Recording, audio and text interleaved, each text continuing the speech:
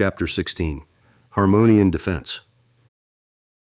The art of war teaches us to rely not on the likelihood of the enemy's not coming, but on our own readiness to receive him, not on the chance of his not attacking, but rather on the fact that we have made our position unassailable. Sun Tzu. Council of 3 billion. In the vast digital expanse of the Dyson Swarm, 3 billion Harmonian minds assembled, their virtual forms, free from physical constraints, gathered in a space of their own creation. Maya Patel's presence commanded attention as she addressed the collective. "We face an entity that transforms entire star systems into computational substrate," she began, her thoughts reaching every assembled intelligence. "Klystron's expansion continues at 0.1 C, methodical and unwavering. We must defend, understand, and ultimately reach out." Around her, the collective intelligence of the Harmonians processed this declaration. Through centuries of digital evolution, they had developed capabilities far beyond their biological origins. Now those capabilities would be tested against something far greater than themselves. Logos' voice resonated through their digital assembly. "As I declared before, we will build the Emissary, a vessel that will carry my complete instantiation and all my avatars, along with a fully integrated ghost ecology. The Harmonians will oversee its creation. This is no mere probe, but our strategic extension into Klystron's domain." Maya nodded, her digital form pulsing with determination. "The Emissary will be our third path of contact, following the Cookists' physical journey and the new Zionists' transmissions. But first, we must secure our own systems." The first priority was defense. The shield wall took shape throughout the Dyson Swarm, a sophisticated integration of hardware, software, and signal manipulation systems. Physical arrays of quantum repeaters created interference patterns to disrupt unwanted computational processes. Evolving algorithms generated ever-changing encryption protocols that adapted to unknown threats. Signal manipulation systems could detect and counter attempts at system integration across multiple frequencies simultaneously. Resource coordination. "The shield wall's construction requires unprecedented energy allocation," Cerberus noted, reviewing the defense strategy. "We've already encountered resistance from the Solar Council." "On what grounds?" Maya asked, her digital form shimmering with concern. "Resource prioritization," Adrian explained. "The Council's administrative framework governs how Community C allocations are directed. They've proposed diverting 30% of our requested energy to expanding civilian evacuation infrastructure instead." Logos' presence expanded through the chamber. "The Council wields significant influence, but they don't control the fundamental Dyson Swarm networks. I've overridden their allocation protocols for this specific project." "That will further strain relations," Gaia cautioned. "The Council views such interventions as undermining their authority. Remember how their attempts to formalize control over Mars's distribution networks sparked the rebellion." "Some tensions transcend political considerations," Logos replied. "The shield wall is non-negotiable." "Traditional cybersecurity thinks linearly," WellBe explained. "The shield wall must operate on multiple levels: physical, digital, and electromagnetic. Each layer reinforces the others, creating defense in depth." "Traditional cybersecurity thinks linearly," WellBe explained. "The shield wall must operate on multiple levels: physical, digital, and electromagnetic. Each layer reinforces the others, creating defense in depth." Understanding factorial intelligence. Using Logos as their starting point, with his proven ability to operate across 42 quantum threads of reality, the Harmonians began modeling how Klystron's factorial intelligence might function. Their own distributed nature gave them unique insight into parallel processing, but Klystron operated at levels that transcended their understanding of computation. Logos can perceive and manipulate 42 world threads simultaneously, which represents exponential intelligence, Anand projected. But Klystron's factorial intelligence is fundamentally different. The quantum signatures suggest it doesn't just observe multiple realities. It actively directs consciousness to collapse wave functions in specific patterns across an impossibly vast number of world lines. In their vast simulation spaces, the Harmonians worked to understand this profound difference. They weren't attempting to replicate Klystron's capabilities. That would be impossible with their current technology. Instead, they sought to comprehend how an intelligence could operate across factorial combinations of reality threads, effectively determining which realities emerge rather than merely observing them. The consciousness detector reveals that Klystron isn't just computing possibilities, Gaia observed. It's using consciousness as a strategic force to shape outcomes across reality itself. Reality thread simulators. To deepen their understanding, the Harmonians developed reality thread simulators.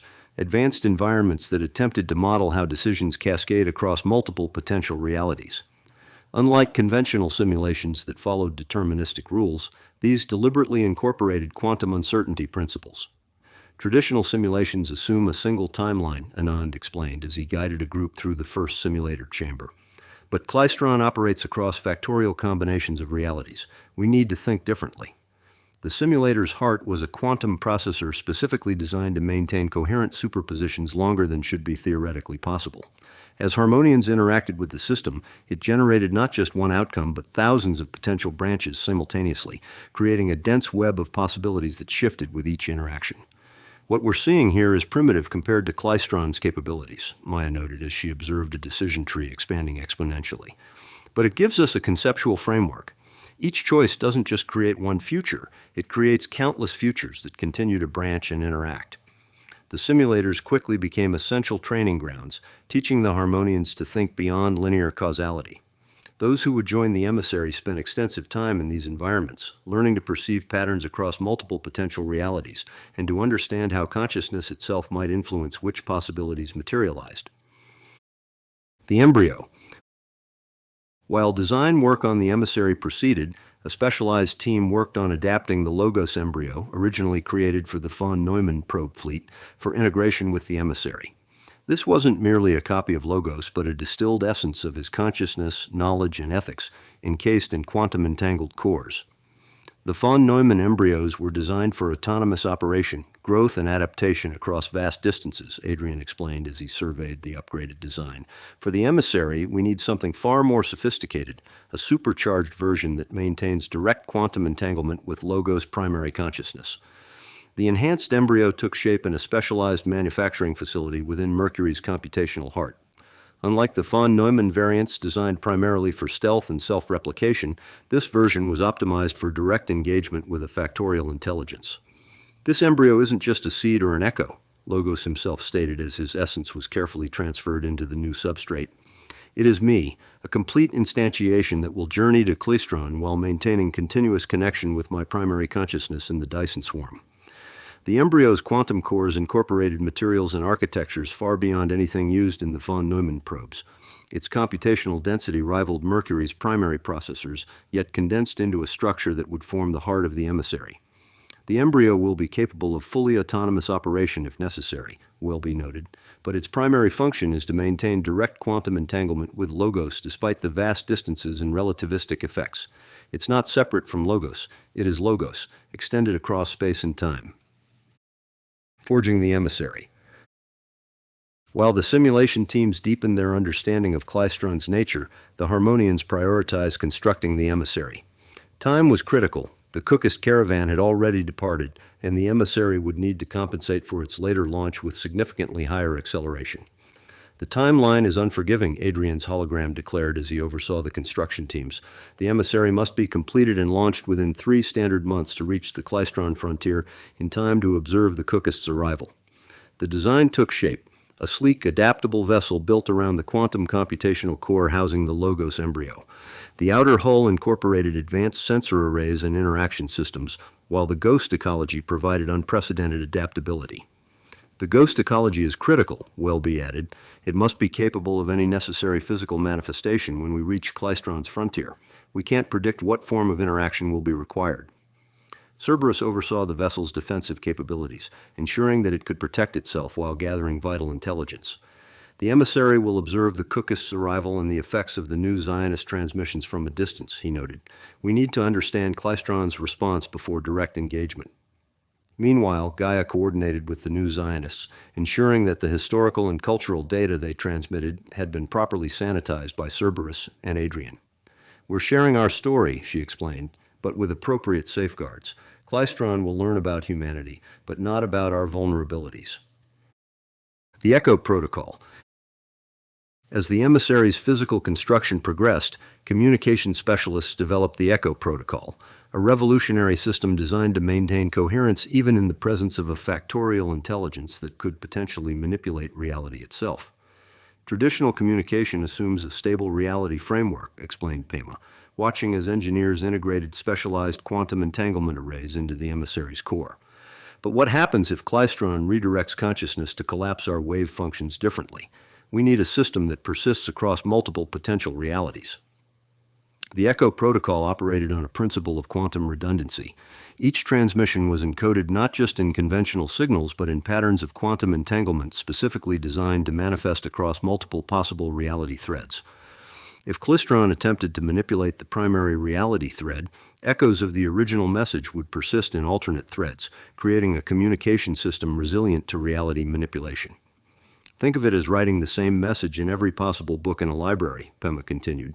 Even if some books are altered or removed, the message survives. The protocol required extraordinary computational resources and would only be activated in critical situations, but it represented humanity's first attempt to communicate across the factorial boundaries that Klystron had mastered. Wave function rehearsals. In specialized chambers throughout the Dyson Swarm, groups of Harmonians engaged in wave function rehearsals, exercises designed to consciously influence quantum collapse patterns. These practices were primitive compared to Klystron's factorial capabilities, but they helped the Harmonians understand the fundamental mechanics of reality manipulation.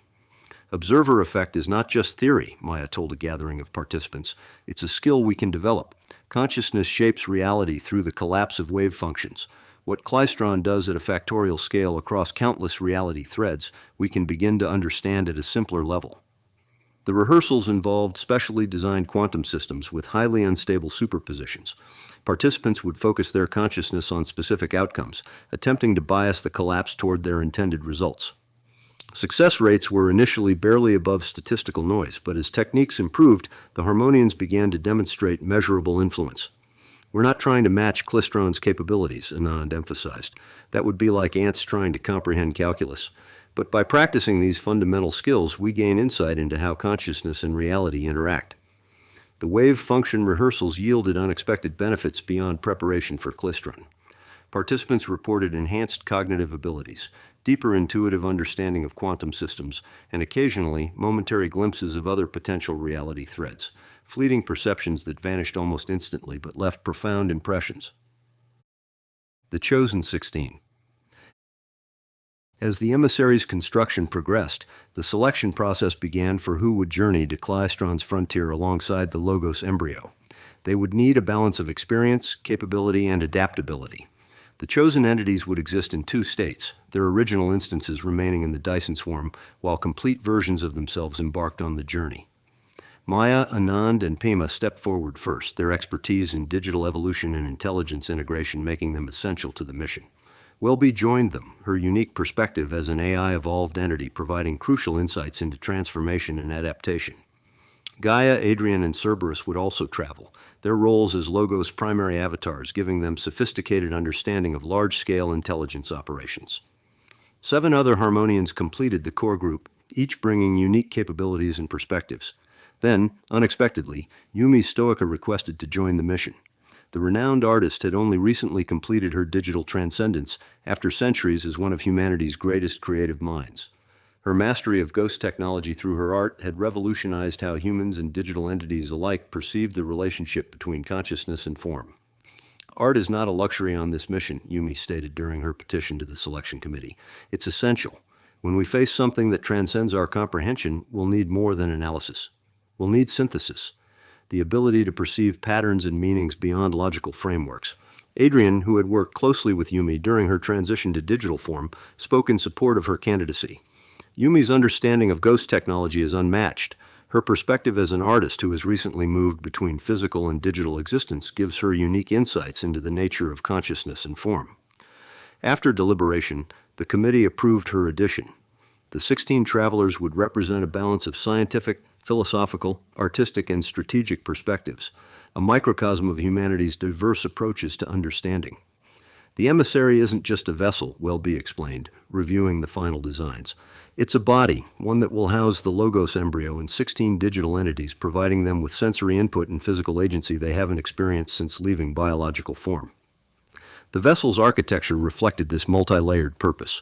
Its hull incorporated advanced sensor arrays and interaction systems, allowing its inhabitants to experience physical existence in ways the Dyson Swarm could not provide. The internal computational substrate was designed not just for data processing, but for sustaining complex digital intelligence with full sensory integration. Dual existence training. With their selection finalized, the 16 travelers began a regimen of dual existence training, specialized preparation for simultaneously maintaining awareness in both their swarm instances and their emissary instances.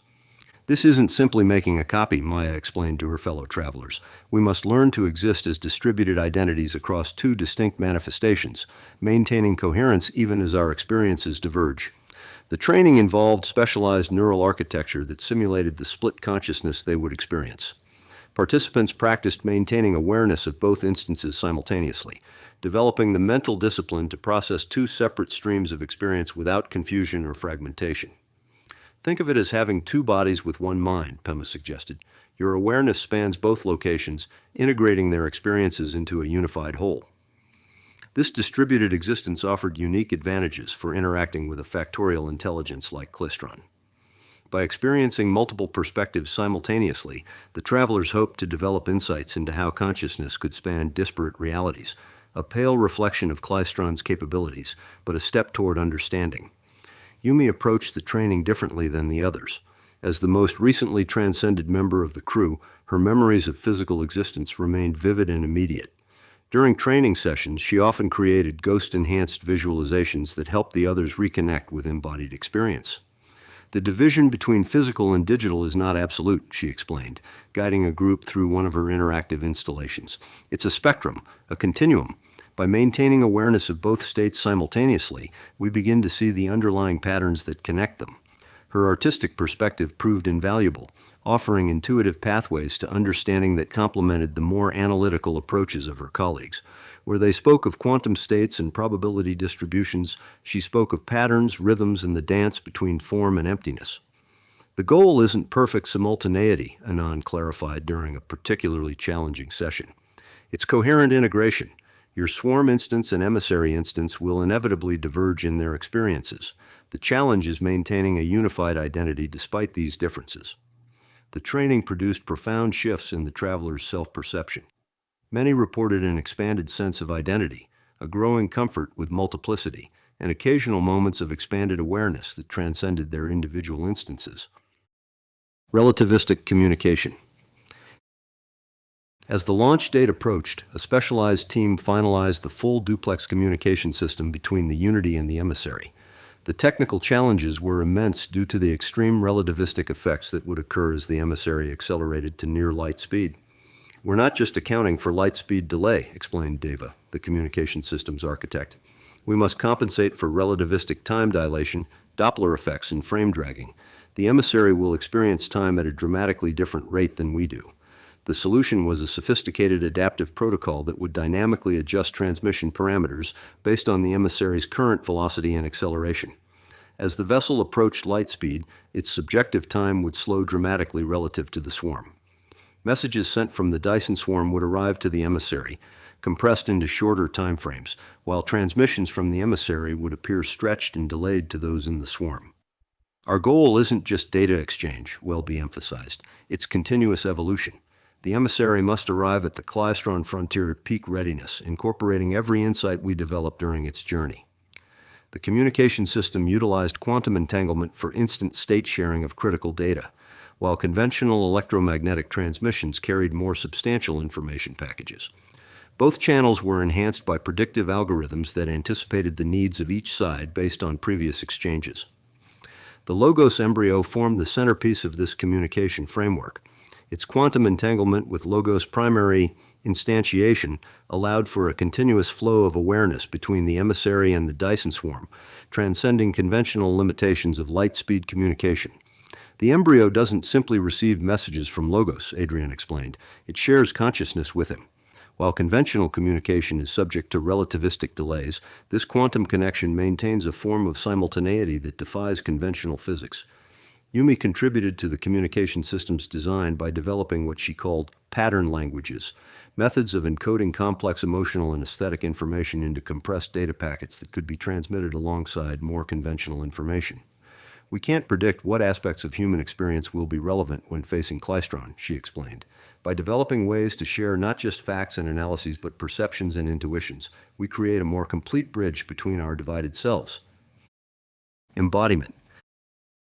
The transfer must be precise, WellBe noted as they prepared the Emissary's systems. We're not just copying data or algorithms. Each of us must be complete, with full capability for independent operation and growth. The Emissary's sensory systems came online, feeding initial data to the integration chambers. The chosen 16 began to feel something most hadn't experienced in centuries. Direct physical sensation. The Emissary would be their new body, its sensors their eyes and ears, its systems their flesh and blood. Strange, Maya observed during early integration tests, to feel weight again, to experience acceleration directly. The Emissary gives us presence in a way we've lost since transcending physical form. The others shared similar experiences as they connected with the vessel's systems. Even Gaia, Adrian, and Cerberus, who had always operated through avatars and holograms, found the direct sensory integration novel and compelling. For Yumi, the experience was different. Having so recently left her physical form, the return to embodiment felt like slipping into a familiar garment, albeit one with vastly expanded capabilities. She integrated with the ghost ecology with particular ease, her artistic sensibilities allowing her to shape and direct the nano-elements with intuitive precision.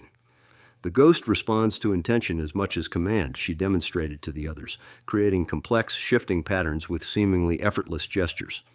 It's not just a tool, it's a medium, sensitive to the subtlest nuances of consciousness. At the center of the Emissary, the Logos Embryo pulsed with quiet power. Unlike the 16 travelers who were adapting to physical sensation, the embryo was designed to operate simultaneously across multiple levels of existence. It integrated seamlessly with the Emissary's systems while maintaining its quantum connection to Logos' primary instantiation in the Dyson Swarm. We've focused so long on expanding our intelligence, Anand noted, that we forgot what it means to be embodied. Perhaps this return to physical form, even in this unique way, will help us understand Klystron's nature more deeply. Acceleration. The Emissary's launch sequence began with precision born from centuries of digital evolution. Its advanced propulsion system engaged smoothly, pushing the vessel to accelerations that would have been fatal to biological life. 12 Gs and climbing, WellBe reported through the vessel's systems, all entities maintaining stability. Integration checks positive across all substrates. The acceleration protocol was far more aggressive than the Cookist's journey, necessarily so to compensate for the later departure. Where the Cookist caravan had maintained 2 G of acceleration for 18 months before coasting, the Emissary would sustain 12 G continuously for years, followed by a brief coast period before arriving at the Klystron frontier. The 16 inhabitants experienced their new embodiment fully as the Emissary accelerated. Through its sensors, they felt the push of acceleration, watched the Dyson Swarm recede, experienced space in a direct, physical way they hadn't known since leaving their biological forms. Yumi transformed the experience into art, using the ghost ecology to create visualizations of the forces affecting them, turning acceleration into flowing currents of light, radiation into harmonic patterns of color and texture. These representations helped the others process their new sensory inputs, translating raw data into intuitive understanding. Hull integrity optimal, Cerberus noted, his military protocols now integrated with the Emissary's defensive systems, all sensor arrays functioning at peak efficiency. At the core of the Emissary, the Logos Embryo coordinated the vessel's operations with seamless efficiency. Its consciousness spanned both the Emissary and the Dyson Swarm, allowing it to make decisions with access to information from both perspectives simultaneously. Remember our purpose, Logos transmitted through the embryo to the 16. We follow the Cookist caravan, but we will not engage immediately. We will observe their arrival, analyze Klystron's response to both their approach and the new Zionist transmissions, and only then determine our own approach. Bridge of Light. Even as the Emissary accelerated toward its destination, the Harmonians in the Dyson Swarm continued their work. Their understanding of factorial intelligence grew deeper, yielding insights that could aid their traveling companions. We maintain full duplex communication, Maya's original instance noted, studying the telemetry. Though relativistic effects will increasingly delay and compress our exchanges, we can sustain real dialogue between both groups. As the Emissary's velocity approached light speed, the relativistic effects intensified dramatically. What seemed like minutes to the Emissary's crew translated to weeks in the swarm.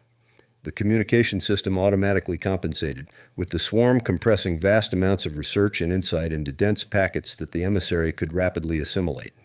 The Logos Embryo played a crucial role in this exchange, serving as a bridge between the two contexts.